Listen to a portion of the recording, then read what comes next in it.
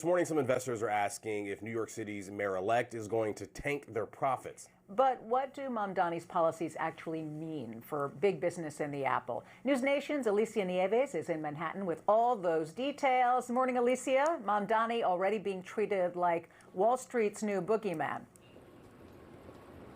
Yeah, certainly is. Good morning, Corey and Hillary. Listen, Wall Street 24 hours in, kind of coming to terms with the reality that MAMDANI is the mayor-elect. And in particular, it's the billionaire investors like a Bill Ackman, former New York City mayor, also billionaire investor Mike Bloomberg, after they spent millions of dollars trying to block MAMDANI from getting to this point. In fact, during the campaign trail, got a note, MAMDANI at one point said, these investors were spending more money than he would ever tax them. And it's those taxes that really have a lot of investors, particularly those here on Wall Street, concerned about higher taxes on top earners, many of them in the financial sector, particularly hedge fund managers, certainly the billionaires.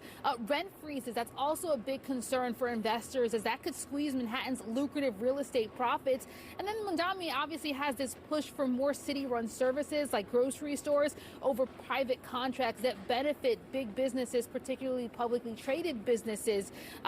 The reality is, though, now there is little choice for a lot of these investors. They're striking a more accepting tone. In fact, Bill Ackman now doing a 180, if you would, saying on X yesterday, congrats on the win to Zohran Mamdani. Now you have a big responsibility. If I can help NYC, just let me know. Even the BlackRock, the largest asset manager in the world, the co-founder, Ralph Schulstein, also opposed Mamdani. He's now saying he's exploring ways to work with this new administration, including joining a business advisory groups. There's clearly a strategic outreach on the behalf of Wall Street, but economists are also warning that this is one that the mayor-elect may want to lean into.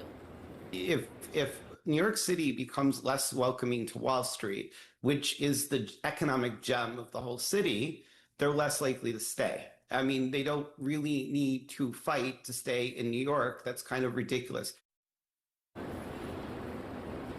Yeah, and basically what you heard there is the reality that in this digital era, you can invest and trade pretty much anywhere in the country. So, you have investors that love the prestige of Wall Street and New York being the financial capital of our country, but they love profits more. And so this is a relationship that we're starting to see has to be one that's carefully navigated and one to follow over the next couple of years.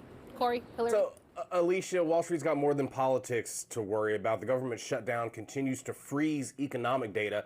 How are investors adapting out there? They're having to adapt. Again, this is one of those scenarios where they have no choice. Again, it's a second straight week where we don't have any economic data. And really, since this government shutdown began, we've only gotten one economic report. That, of course, was the September CPI. And remember, we're in November right now. The reality is that even if the government resumes, let's say today, tomorrow, it could take weeks before we actually get economic data. It'll take that long to kind of catch up here. And so what we're seeing is investors having to rely more heavily on private sector data, like the ADP jobs report that came out yesterday showed a modest job growth in October, only 42,000 jobs added in the private sector, and a lot of focus on company earnings and guidance. Just this week, we saw McDonald's report, and this is getting a lot of attention, that low-income customers, they're actually struggling to go to the chain. They're seeing a decline in that customer base. And then, of course, we're seeing a lot of Wall Street rely on credit card and spending trackers to get a gauge on inflation and a gauge on overall consumer spending. But it's really important to understand this data is more like a snapshot and really not the robust full picture that we get with the economic data. So we're seeing Wall Street kind of trade and react to these headlines as opposed to these hard numbers that it's used to. And the concern is, come whenever we get true economic data from the government, we could get a surprise reality check. Corey, Hillary. All righty. Thank you so much, Alicia Nieves. Really appreciate it. And we'll be right back.